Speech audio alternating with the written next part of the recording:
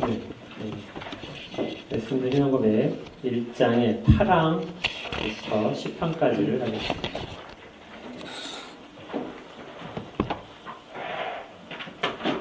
(8항부터 10항까지)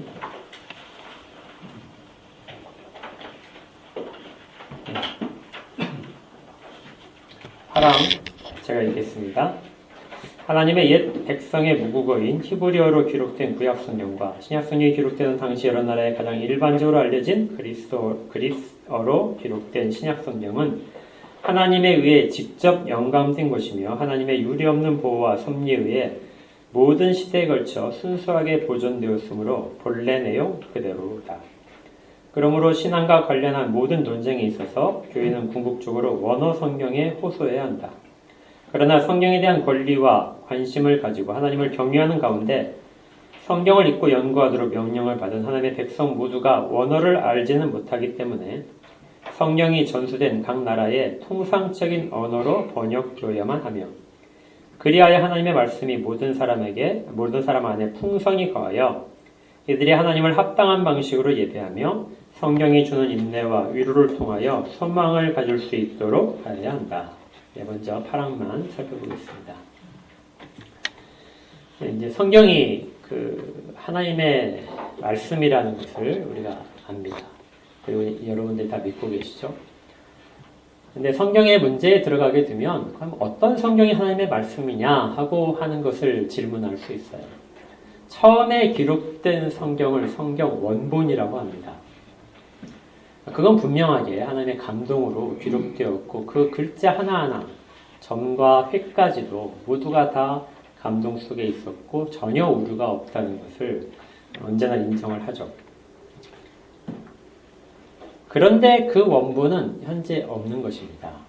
그리고 원본이 기록된 것보다 가장 가까워봤자 100년 아니면 200년이 지난 그 시대에 기록된 사본들이 현재 남아있는 것이죠.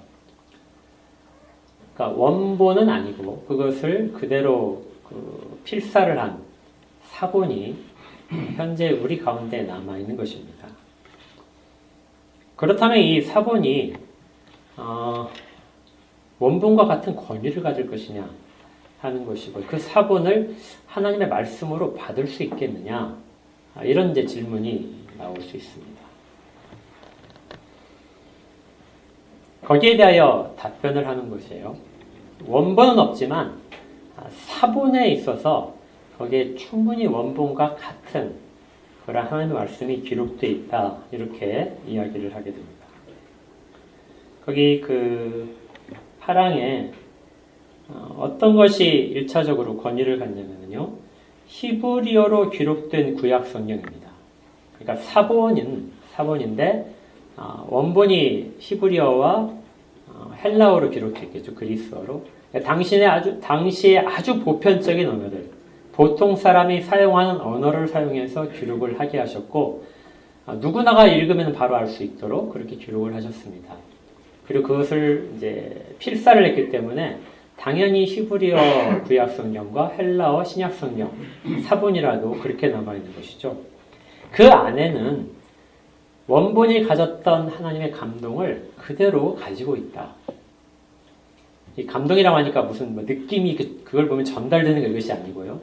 거기에 대한 오류가 없도록 기록을 되어 있다. 사본에 대해서요. 그래서 거기에 이렇게 됩니다.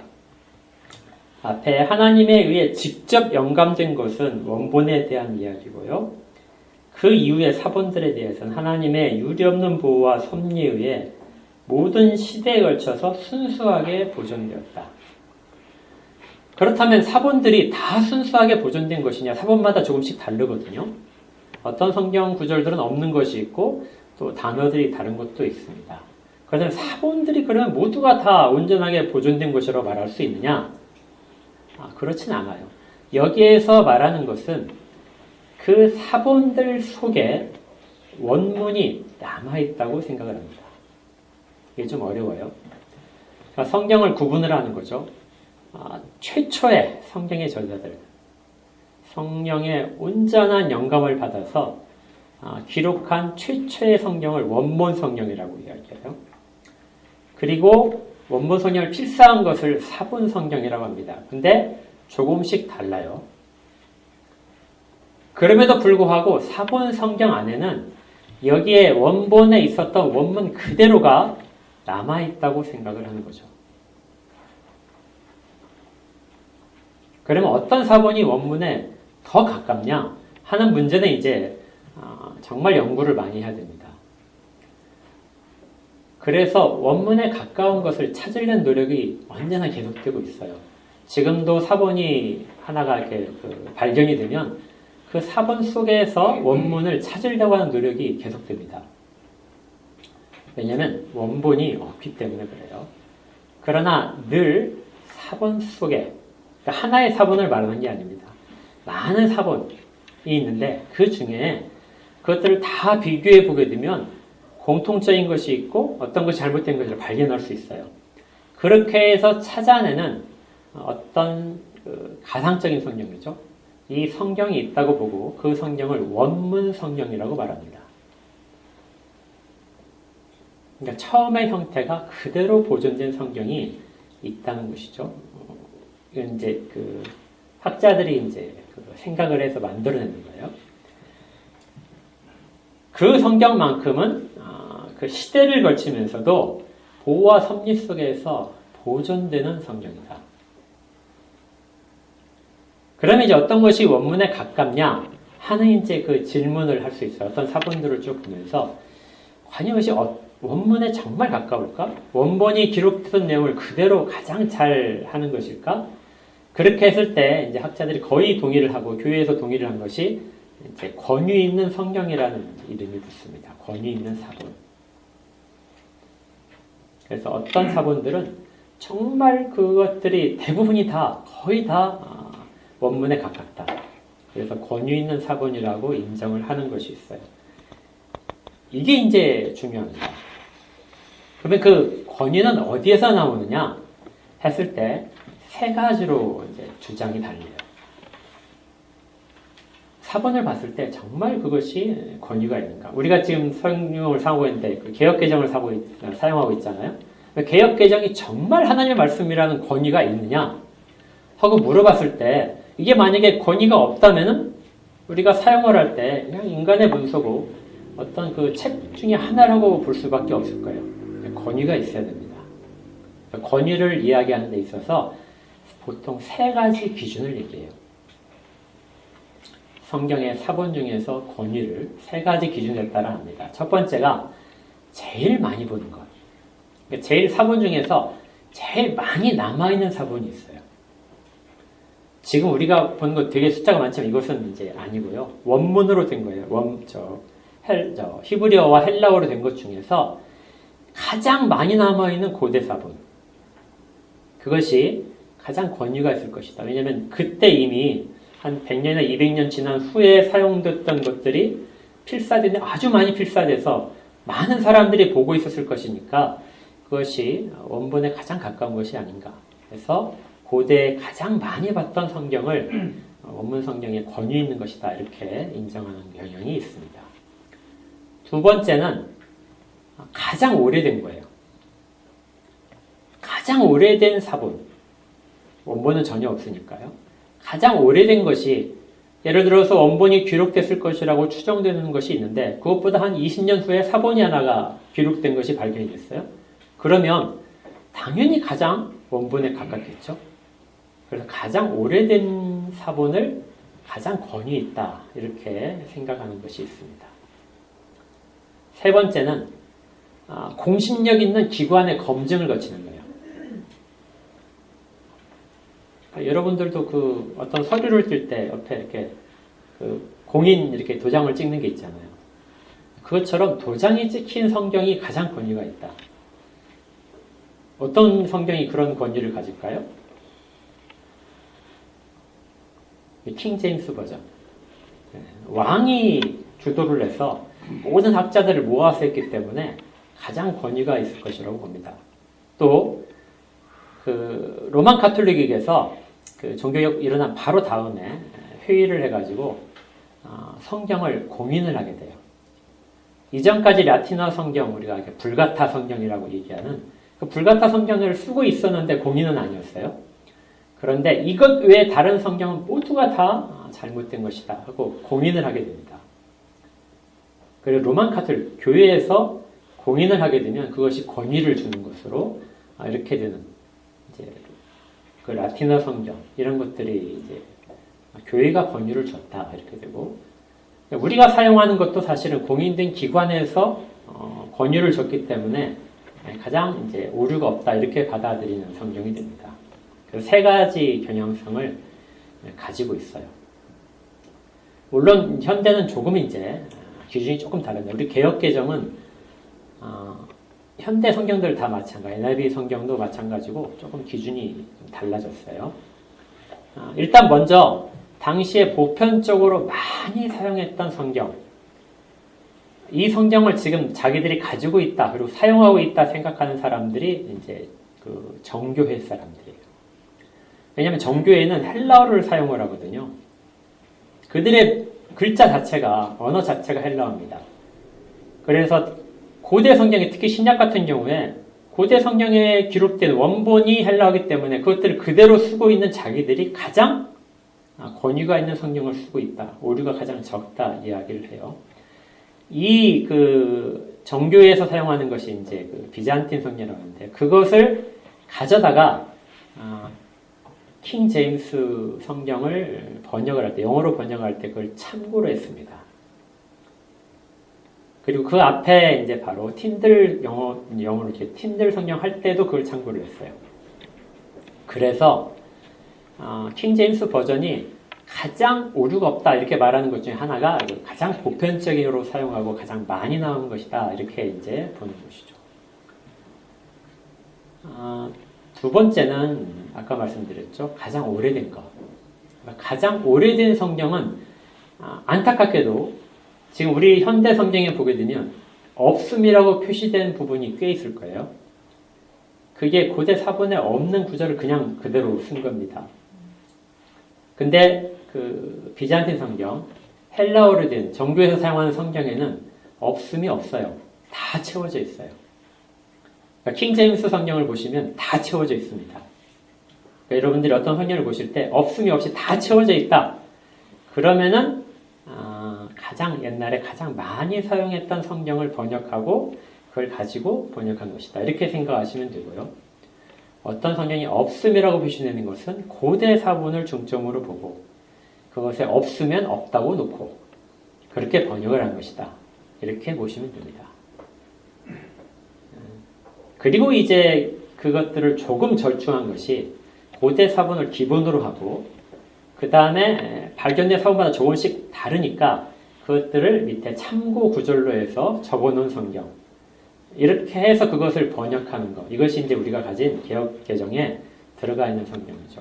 그러니까 성경이 이렇게 좀 다양성을 가지고 있고 우리가 가지고 있는 성경이 어떻게 그 권위를 갖고 있는가를 여러분들이 기억을 하셔야 될 필요가 있어요.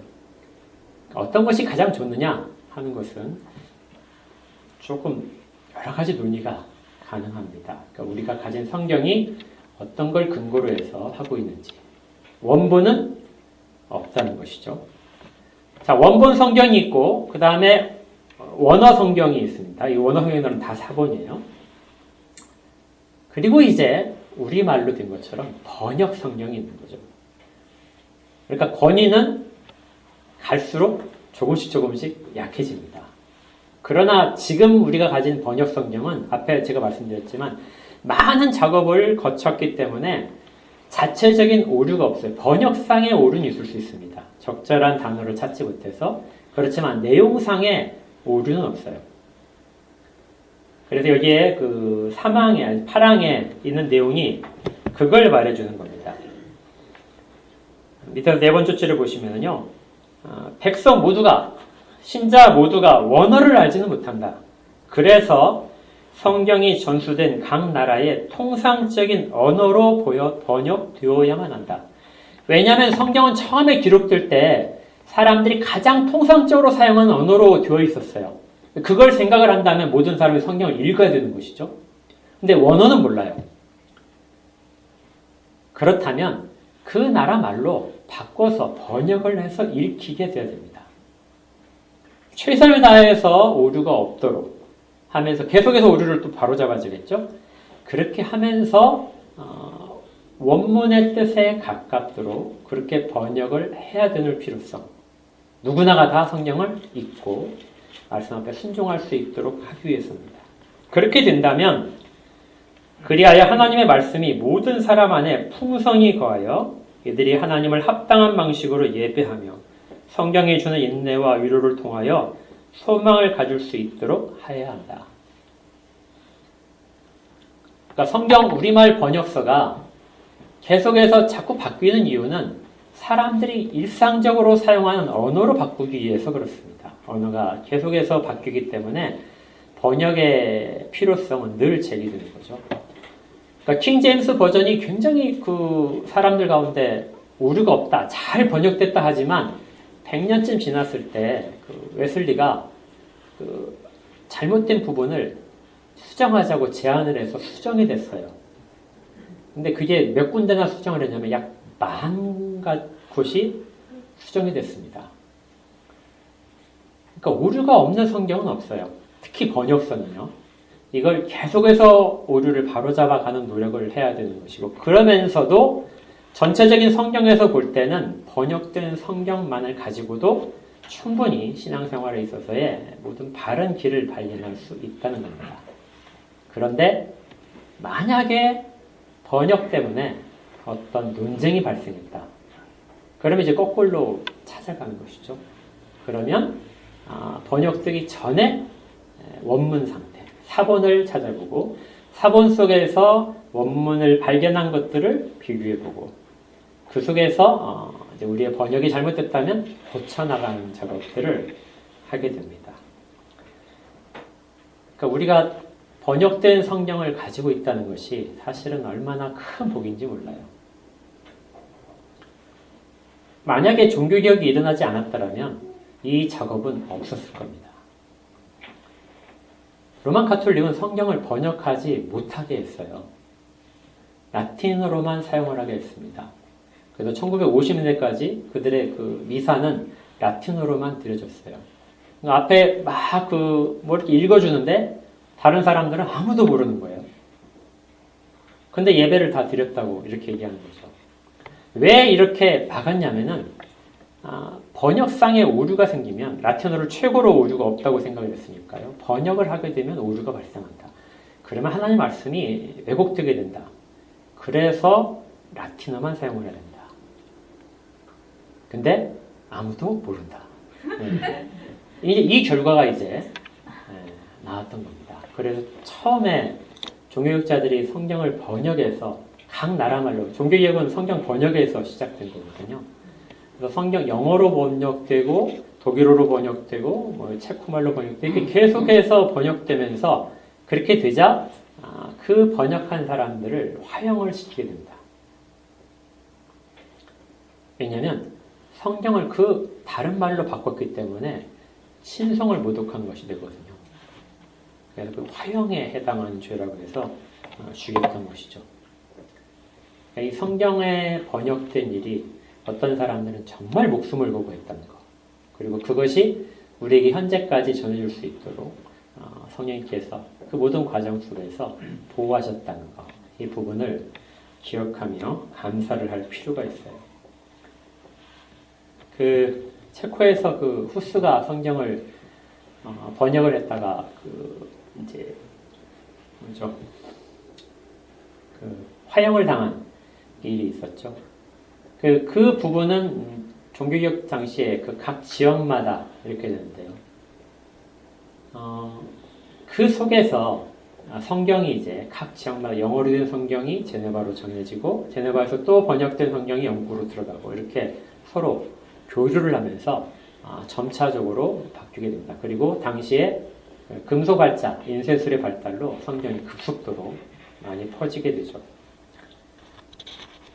아무튼 순서를 잘 기억하셔야 돼요. 원본 성경이 최고의 권위다. 근데 원본 성경이 없다. 그래서 그 원본 성경을 그대로 필사한 사본 성경이 권위를 갖는다. 근데 사본 성경이 조금씩 다르기 때문에 그 속에 어딘가에는 원문이 있다. 그대로 손상되지 않고 남아있는 원문이 있다. 그것을 우리가 제일 기준으로 삼는다. 그리고 그걸 가장 많이 담고 있다고 생각하는 것이 권위 있는 사본이다. 그리고 그것을 각 지역마다, 각 시대마다 자기들의 언어로 바꿔서 번역을 한 번역 성경이 있다. 번역 성경만 가지고도 우리에게 필요한 모든 지식들을 주는 데는 부족하지 않다. 이렇게 꼭 기억을 하시기 바랍니다. 자, 이제 구항과 시팡인데요. 구항은 성경 해석의 무한 규칙은 성경 자체이다. 하나님의 말씀으로서 성경을 보고 있다면 우리가 지금 보고 있는 이 번역 성경에서도 비슷한 것을 이제 적용시킬 수 있어요. 성경을 해석할 때는 성경 자체에서 해석을 해야 된다. 다른 어떤 것으로부터 그것이 조금 더 우리에게 도움을 줄 수는 있겠지만 그것이 성경을 해석하는 도구는 되지 못합니다. 그러니까 어떤 것이 치수가 바른지를 알려면 자가 필요하잖아요. 그러니까 다른 자를 갖다가 무엇을 하게 되면 그것이 권위가 사라지죠. 그래서 우리가 사용하는 자는 그 프랑스에 가게 되면 원기라고 있어요. 1m짜리 그 원기가 있습니다. 그것을 기준으로 해서 그거 똑같이 만들어요. 그러니까 그게 잘못되게 되면 나머지 그걸 카피본들이 다 잘못되는 거죠. 그러니까 다른 것들은 원본이 될 수 없어요. 그래서 다른 세상 학문이 아무리 발달을 하더라도 성경을 판단할 수 있는 어떤 그 기준이 되지 못합니다. 성경은 최고의 권위를 가졌기 때문에 성경은 성경 속에서 다른 성경 구조를 통하여 성경을 해석하도록 되어 있는 거죠. 그래서 첫 번째 문장이 성경 해석의 무한 규칙은 성경 자체이다. 그러므로 어떤 성경이든지 참되며 완전한 의미에 대한 의문이 있을 때에는 더 분명하게 말씀하고 있는 다른 곳들을 연구하여 알아낼 수 있다. 그러니까 원문 성경도 보고 그리고 성경의 다른 부분, 명확하게 알 수 있는 부분에서 시작하라고 그랬죠. 성경 해석은. 그 부분을 참고해서 의문이 드는 부분들의 해석을 하게 되는 겁니다. 시팡. 자, 신앙과 관련한 모든 논쟁은 최고의 재판관에 의해서 결정하여야 하며 성경을 해석하다 보니까 이게 옳을지 이게 옳을지 잘 모를 때가 있어요. 성경 자체에서 보더라도 다른 생각을 할 수 있는 게 있습니다. 그건 좀 논쟁이 되겠죠. 이때 최고의 재판관이 있다. 그 최고의 재판관이 어떤 결정을 하냐면요. 밑에 교회 회의들의 모든 결정, 그러니까 공회라든지 뭐 다른 작은 회의들입니다. 이런 모든 결정들, 또 고대 저자들의 견해, 그러니까 교부들의 책들이라든지 뭐 칼빈이면 칼빈의 기독교라든지 이런 뭐 다른 것들 다 말해요. 이런 모든 것들 다 마찬가지예요. 그리고 사람들의 가르침, 훨씬 더 명확하게 가르친 것들이 논리적으로 쉽게 설명하는 글들이 있겠죠. 그 다음에 사사로운 사상, 이것은 다른 사람이 인정하지 못하지만 매우 특출난 그런 부분들입니다.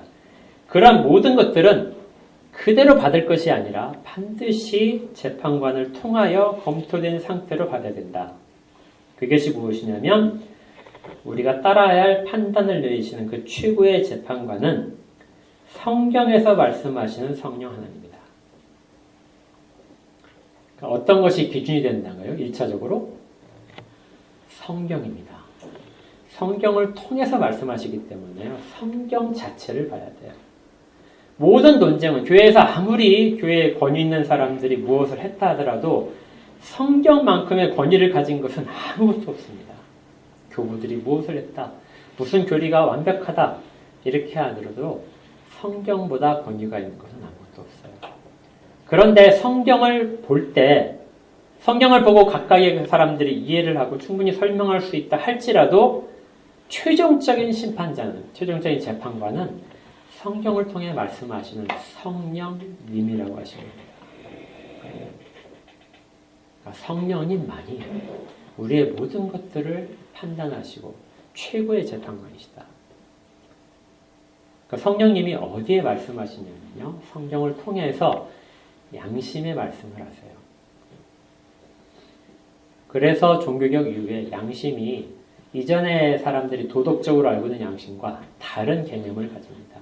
양심이 보통의 사람들은 도덕적이다. 이런 부분에 있어서 양심이 최후의 보루라고 이야기하지만요. 그게 아니라 양심은 성령님께서 역사하셔서 우리 가운데 성경 말씀에 대한 기준을 세우시는 것. 그것이 양심의 역할입니다. 이건 신자들의 양심을 이야기하는 거죠. 언제나 그래서 성령님께서 하시는 일이 최고의 가치를 가지게 됩니다. 이 부분은 루터가 한 말을 인용하는 것이 제일 좋을 것 같아요. 루터가 종교개혁을 시작을 하고 이제 이곳저곳에서 굉장히 많은 공격을 받았습니다. 1519년에 했지만 급속하게 번져가니까 카톨릭 쪽에서 황제를 동원해가지고 루터를 공격하기 위한 회의를 소집합니다. 1521년에 이제 보름스 제국회의라고 하는 그 회의인데요. 이때 루터가 소집이 됐어요. 1517년에 시작된 그 종교개혁. 그때 루터가 지명수배를 받은 상황이었습니다. 루터가 어딜 가더라도 신분의 안전을 보호할 수 없어요.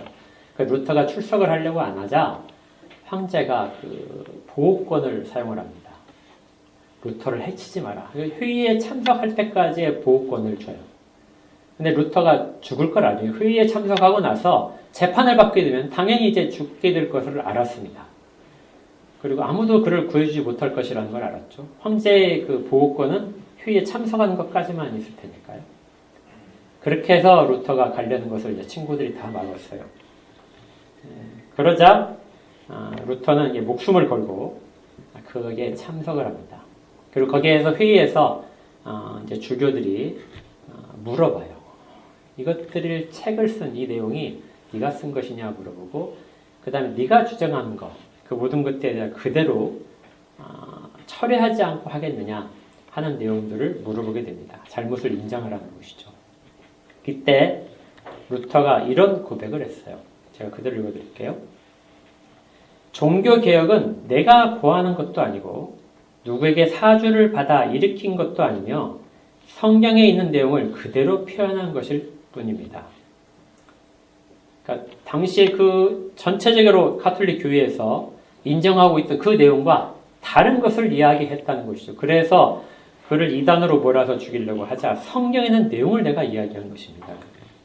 교황이나 공회들도 반복적으로 실수를 범하며 자가당착에 빠진 것을 나 자신이 목독하였으므로 나는 교황이나 공회들을 믿을 수 없습니다. 나는 거룩한 성경 기록에 의해 확신을 가지고 있으며 내 양심은 하나님의 말씀에 사로잡혔습니다. 그러므로 거룩한 성경 기록의 증언이나 명백한 이유에 의해 나 자신이 확신을 갖지 않는 한 나는 하나님에 대한 나의 고백을 취소할 수도 없고 하지도 않을 것입니다. 양심을 거스리는 행위는 안전하지도 합당하지도 않기 때문입니다. 우리가 지금까지 논의한 모든 부분들을 루터가 그 황제와 다른 모든 그 제후들과 주교들 앞에서 이렇게 당당하게 이야기를 했습니다. 그리고 잠시 숨을 멈추고 이렇게 기도했다. 내가 여기에 서 있나이다. 나는 다른 일을 할 수 없나이다. 오 하나님이여 나를 도와주소서. 아멘. 성경에 의한 말씀에 의한 진리를 가지고 있는 그것을 떠나서 저희가 무슨 일을 할 수 없다는 것이죠. 아무리 생명이 걸리더라도 성경 말씀의 진리를 그렇게 말씀하신 하나님의 음성을 자기가 거절할 수 없다는 것입니다. 이것이 우리가 가진 종교개혁에서의 오직 성경인 것이죠. 그러니까 여러분들이 그 말씀을 정말 소중하게 생각해야 됩니다. 우리가 이렇게 성경을 읽게 된 것은 엄청나게 많은 피들 속에서 보존된 성경에 대한 것들 때문에 그렇고요. 그 신앙이 지금도 우리에게 전해지고 우리도 다음 세대에 전해야 됩니다. 웨스민스터 신앙고백서가 성경에서 시작하는 이유, 그것이 우리 가운데 유일한 진리이기 때문이고요. 그리고 그 가운데서 성령님의 조명하심이 우리 가운데 꼭 있다는 확신을 가지고 있기 때문에 그렇습니다. 오전에서도 말씀드렸잖아요. 하나님 우리를 사랑한 것을 어떻게 아냐? 그 구약에서는 선택을 한 것으로 안다. 그런데 우리는 예수님 말씀처럼 하나님에 대한 일들을 알게 하신 것에 의해서 하나님 우리를 사랑하신 것을 안다. 말씀을 읽지 못하게 하는 것은 하나님을 사랑하지 못하게 만드는 겁니다. 여러분들이 말씀을 읽지 않으시면, 말씀을 상고하지 않으시면 무엇으로 하나님의 사랑을 확인할 수 있겠어요? 그걸 통해서 하지 않으면 여러분들이 감각으로서만 하나님의 사랑을 계속해서 확인하려고 쓰는 그런 경향을 보일 수밖에 없습니다. 그러면 자기 소견에 오른 대로 우상을 만들어내고 그것이 하나님이라고 부르는 이전에 암울했던 시대로 들어가는 것이죠. 하나님의 말씀인 오직 진리이신 성경 말씀을 통해서 우리 인격 전체가 성령 하나님의 인도를 받으시기를 주의 이름으로 축복합니다. 함께 기도하겠습니다.